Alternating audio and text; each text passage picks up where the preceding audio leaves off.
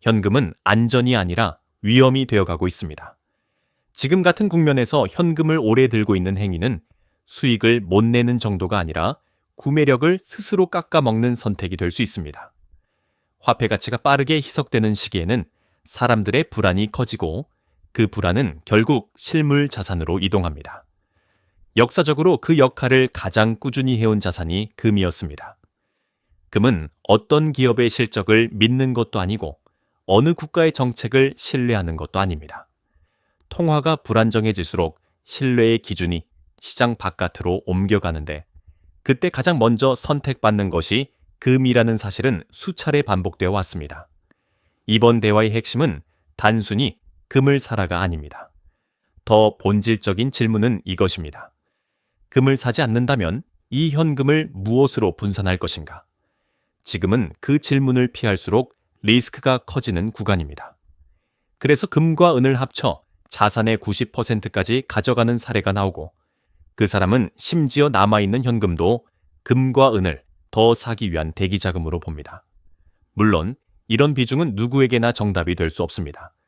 다만 여기서 우리가 배워야 할 포인트는 비중이 아니라 확신의 구조입니다. 확신이 구조화되어 있지 않으면 금과 은은 심리 테스트가 됩니다.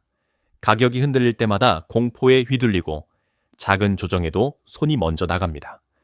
반대로 확신이 구조화되어 있으면 같은 하락을 보더라도 관찰하고 판단합니다. 핵심은 세 가지입니다. 첫째, 왜 금과 은이어야 하는지에 대한 논리. 둘째, 언제까지 보유할 것인지에 대한 시간 프레임. 셋째, 가장 중요한 매도 시그널과 플랜입니다.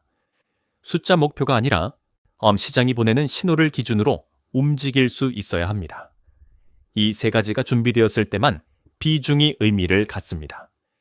비중을 결정하는 순간 시장은 그 사람의 지식이 아니라 체력을 시험합니다. 금과 은을 90%까지 담는다는 건 상승에 대한 기대보다도 하락을 견딜 수 있는 구조를 먼저 갖췄다는 뜻입니다. 많은 분들이 여기서 오해를 합니다. 저 사람은 담력이 세다가 아닙니다. 담력은 감정의 문제가 아니라 시스템의 문제입니다. 시스템이 있으면 공포는 늦게 오고 와도 오래 머물지 못합니다. 시스템이 없으면 작은 흔들림도 비명처럼 들립니다. 대표가 말한 대로 확신이 있으면 비중을 늘린다는 문장은 절반만 맞습니다. 나머지 절반은 확신이 있어도 출구가 없으면 비중을 늘리지 말라입니다. 특히 금처럼 장기 우상향을 믿는 자산일수록 사람들은 출구 설계를 미룹니다. 목표 가격만 붙잡고 버티다가 정작 시장이 과열과 피로 신호를 보낼 때 놓칩니다. 그래서 매도 시그널이 필요합니다. 금이 2만 달러를 간다, 안 간다의 논쟁은 사실 중요하지 않습니다. 중요한 건 내가 무엇을 보면 팔 것인가입니다. 금을 숫자로 팔면 감정에 팔고 신호로 팔면 규칙으로 팝니다. 여기서 초보 투자자들이 가장 많이 무너지는 지점은 변동성 자체가 아니라 내가 통제하지 못한다는 감각입니다. 하락은 어느 자산에도 있습니다. 그런데 금과 은은 뉴스 한 줄, 발언 한 번, 달러, 인덱스 움직임, 금리 기대 변화에 즉각 반응합니다. 그때 통제가 되려면 비중을 줄이는 게 아니라 구조를 세워야 합니다. 첫째, 내 자산의 생존 구간을 계산해야 합니다. 둘째, 조정이 왔을 때 추가 매수인지, 관망인지, 리밸런싱인지 미리 정해야 합니다. 셋째, 최악의 경우를 상정해도 삶이 흔들리지 않는 비중부터 시작해야 합니다. 그래서 준비가 덜 된 분들에게는 10%가 겁쟁이 비중이 아니라 학습 비중입니다. 금과 은을 이해하기 위한 비용이자 시장의 소음을 몸으로 경험하는 구간입니다. 이 구간을 거치지 않고 50%, 70%로 뛰어들면 시장은 반드시 대가를 요구합니다. 비중은 결심이 아니라 결과입니다. 구조가 완성된 뒤에 따라오는 숫자입니다. 금과 은을 함께 보도해 둘을 같은 성격의 자산으로 취급하면 판단이 흐려집니다. 금은 방어의 성격이 강하고 은은 공격의 성격이 강합니다. 같은 귀금속이지만 수요 구조가 다르고 시장 반응도 다르고 변동성의 폭이 다릅니다. 그래서 대표가 현재는 금 7, 은 3을 들고 있으면서도 장기적으로는 은이 더 매력적이라고 말한 겁니다. 이 문장은 단순한 취향이 아니라 사이클을 전제로 한 전략 선언입니다. 은의 매력은 레버리지가 아닙니다. 산업 수요가 붙는 순간 은은 투자 수요와 산업 수요가 한꺼번에 겹치면서 가격 탄성이 커집니다.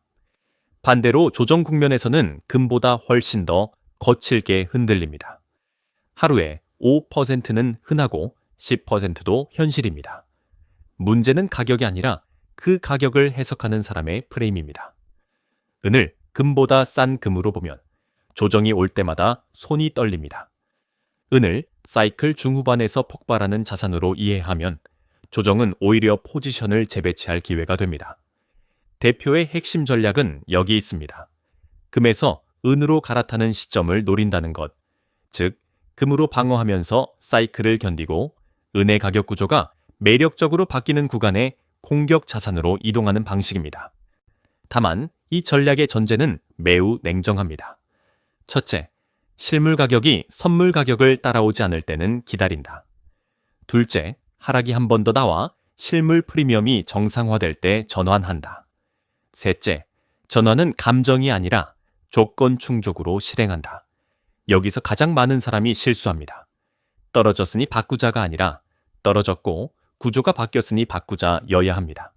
그리고 한 가지 더, 은으로 옮겨 타는 순간부터는 멘탈 관리가 아니라 리스크 관리가 전부입니다. 은을 길게 들고 가려면 목표 수익률보다 먼저 정해야 할 것이 손실 허용 범위입니다.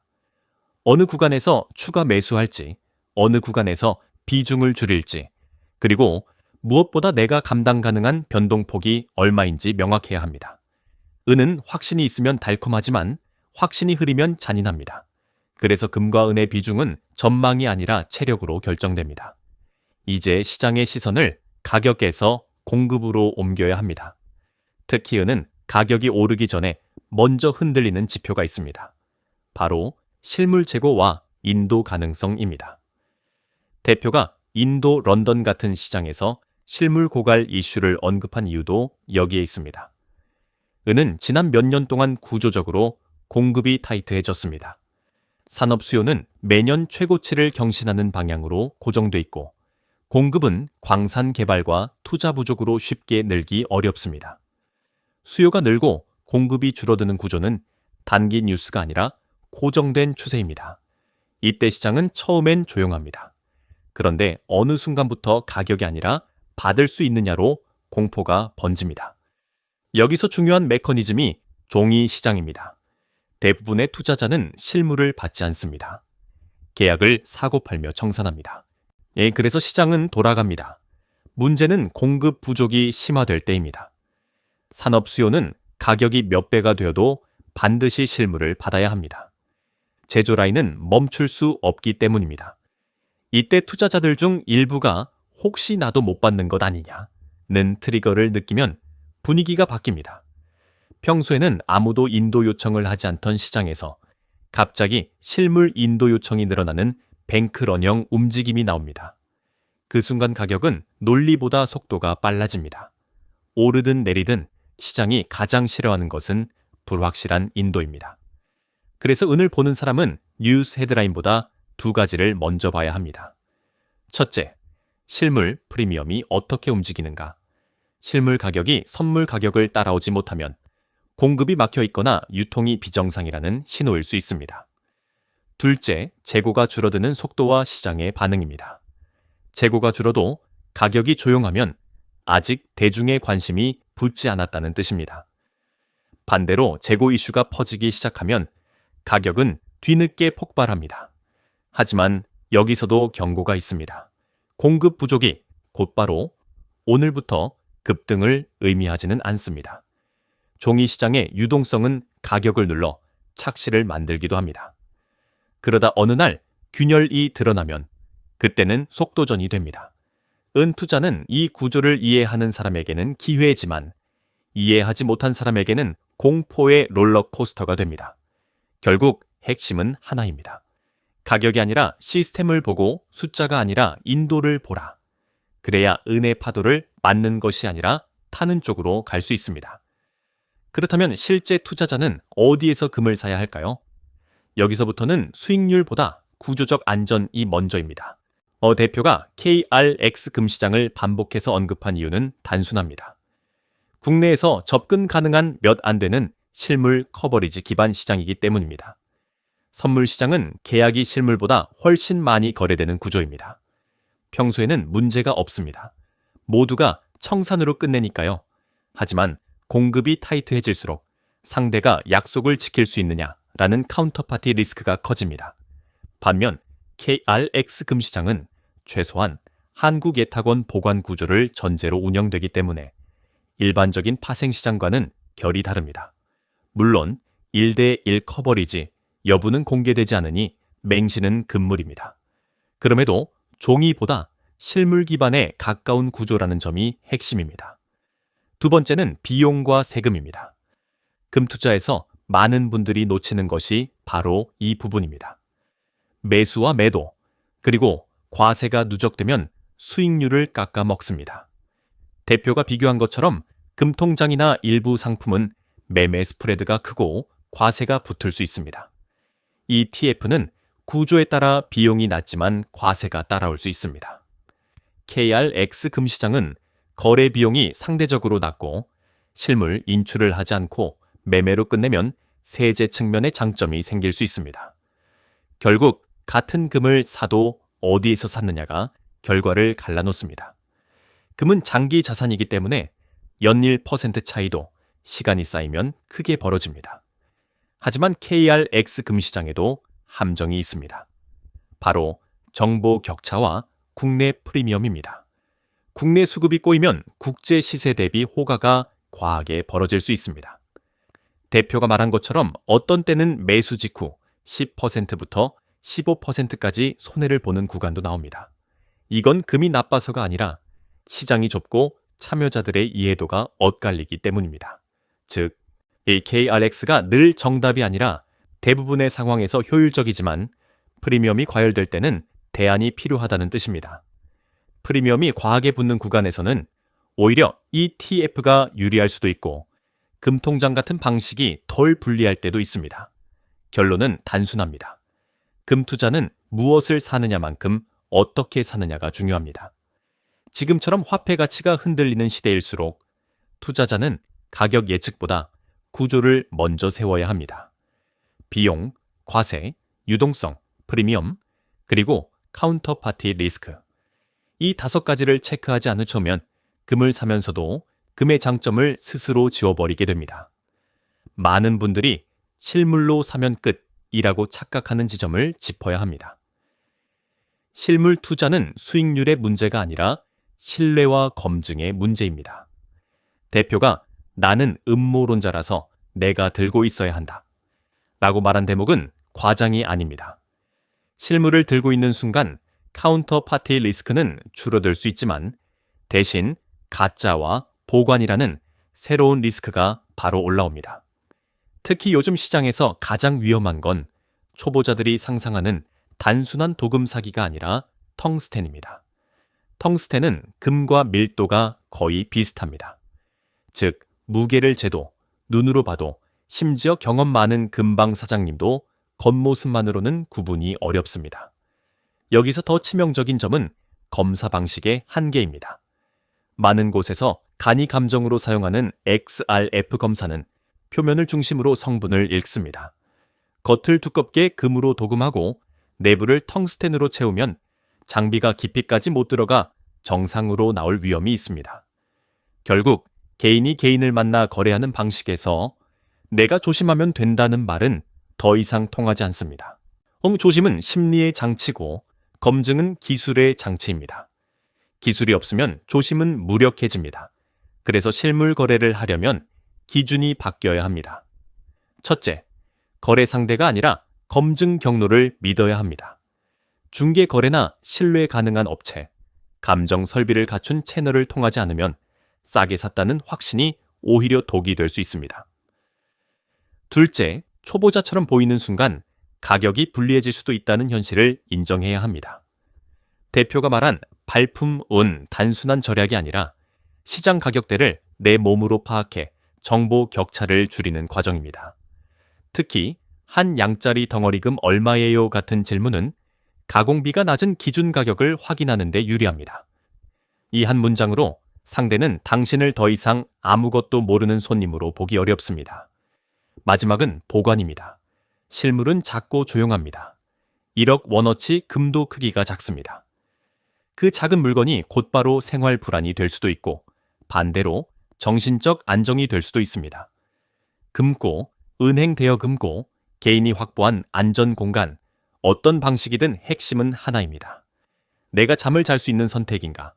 불안으로 잠을 설치는 실물 투자는 결국 실물의 장점을 스스로 훼손합니다. 보관이 감당되지 않으면 다시 구조적 시장인 KRX 같은 대안을 검토해야 합니다. 실물은 자유를 주지만 책임도 함께 줍니다. 이 책임을 감당할 준비가 되어 있을 때만 실물은 진짜 안전자산이 됩니다. 지금 이 대화의 결론은 금이 오를 것이다 라는 예언이 아닙니다. 결론은 더 냉정합니다. 현금의 시대가 끝나가고 있다는 신호를 어떻게 읽고 내 자산을 어떤 구조로 재배치할 것인가입니다. 금과 은은 그 구조를 설계할 때 가장 먼저 떠오르는 축일 뿐입니다. 그리고 축을 잡았다고 해서 끝이 아니라 그 다음부터가 시작입니다. 비중, 매수 타점, 매도 시그널, 보관 방식, 그리고 심리까지 전부 연결된 하나의 시스템으로 만들어야 합니다. 대표가 전 재산의 90%를 금과 은에 두는 선택을 했다는 사실이 화제가 된 이유는 많은 사람들의 현실이 그 반대이기 때문입니다. 우리는 습관적으로 현금이 안전하다는 감각을 들고 살았고 그 감각이 깨지면 불안이 커집니다. 하지만 불안은 해결이 아닙니다. 해결은 설계입니다. 금을 안 살 거면 어떤 자산으로 현금의 구매력 하락을 방어할 것인지부터 답해야 합니다. 반대로 금을 살 거면 얼마나 오를지보다 어떤 조건에서 팔지부터 정해야 합니다. 숫자 목표는 마음을 흔들고 신호 기준은 마음을 지탱합니다. 여기서 가장 현실적인 프레임은 3단계입니다. 첫째, 비중을 작게 시작해 시장의 속도를 몸으로 익히는 단계입니다. 10%는 겁이 아니라 훈련입니다. 둘째, 금과 은의 역할을 분리해 이해하는 단계입니다. 금은 방어, 은은 공격입니다. 같은 금속이 아니라 다른 성격의 자산으로 봐야 리밸런싱의 언어가 생깁니다. 셋째, 구조가 완성될 때 비중을 늘리는 단계입니다. 이때 비중은 결심이 아니라 결과가 됩니다. 그리고 마지막으로 반드시 기억해야 할 한 가지가 있습니다. 금과 은은 정보를 아는 사람에게 유리한 시장입니다. 어디서 사느냐, 어떤 비용을 내느냐, 프리미엄이 붙었는지, 실물 검증이 가능한지, 이런 디테일들이 수익률을 좌우합니다. 그래서 단기 변동에 흔들리지 않으려면 차트를 보기 전에 구조를 봐야 합니다. 공급과 수요, 실물과 종이의 차이, 이 카운터파티 리스크, 검증과 보관의 리스크, 이 모든 것을 한 장의 체크리스트로 만들 수 있을 때 비로소 금과 은은 불안의 대상이 아니라 안정의 도구가 됩니다. 지금 당신이 해야 할 질문은 하나입니다. 나는 현금을 얼마나, 어떤 이유로 들고 있는가? 그 답이 흔들리는 순간 금과 은은 선택지가 아니라 필수가 될 수 있습니다. 여기서 한 걸음 더 들어가겠습니다. 많은 분들이 금과 은 이야기를 들으면 곧바로 지금 사야 하나요? 더 기다려야 하나요?부터 묻습니다. 하지만 지금 같은 국면에서 타이밍 질문은 순서가 뒤집힌 겁니다. 먼저 정해야 할 것은 언제 사느냐가 아니라 어떤 방식으로 쌓느냐입니다. 금과 은은 단기 트레이딩보다 누적과 리밸런싱에서 성과가 갈리는 자산입니다. 그래서 저는 3가지 실행 원칙을 제안합니다. 첫째, 매수는 분할, 판단은 단일 기준입니다. 분할 매수는 가격 예측을 포기하는 전략이 아닙니다. 오히려 예측의 함정을 피해가는 가장 현실적인 기술입니다. 중요한 건 분할의 횟수가 아니라 기준입니다. 예를 들어 특정 구간 하락 시 추가, 특정 구간 횡보 시 유지, 과열 신호 시 중단처럼 내가 따르는 규칙이 있어야 합니다. 규칙이 없으면 분할은 결국 감정 분산으로 변질됩니다. 둘째, 리밸런싱은 감정이 아니라 역할로 합니다. 금이 방어라면 위기 국면에서 금의 비중이 자연스럽게 커질 수 있습니다. 반대로 사이클이 중후반으로 가며 은의 기회가 커질 때 공격 자산의 비중을 올리는 방식이 합리적입니다. 이때 많은 분들이 금이 올랐으니 더 사고 싶다, 혹은 은이 떨어졌으니 무섭다라고 반응합니다. 하지만 리밸런싱은 그 반대로 움직여야 성과가 납니다. 방어가 과도해지면 일부를 공격으로 옮기고 공격이 과열되면 방어로 되돌립니다. 이게 가능하려면 금과 은을 같은 자산으로 보지 말아야 합니다. 셋째, 출구는 가격 목표가 아니라 상태 목표로 설계해야 합니다. 가격 목표는 시장이 흔들릴 때 사람을 흔듭니다. 반면 상태 목표는 시장이 흔들려도 내 판단을 지켜줍니다.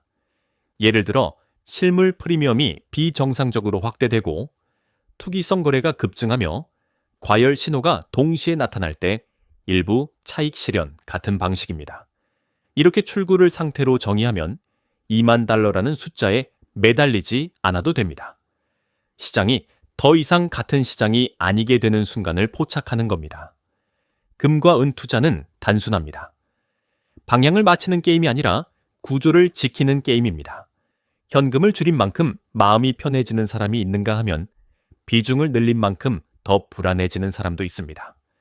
차이는 자산이 아니라 시스템입니다. 오늘부터 해야 할 일은 하나입니다.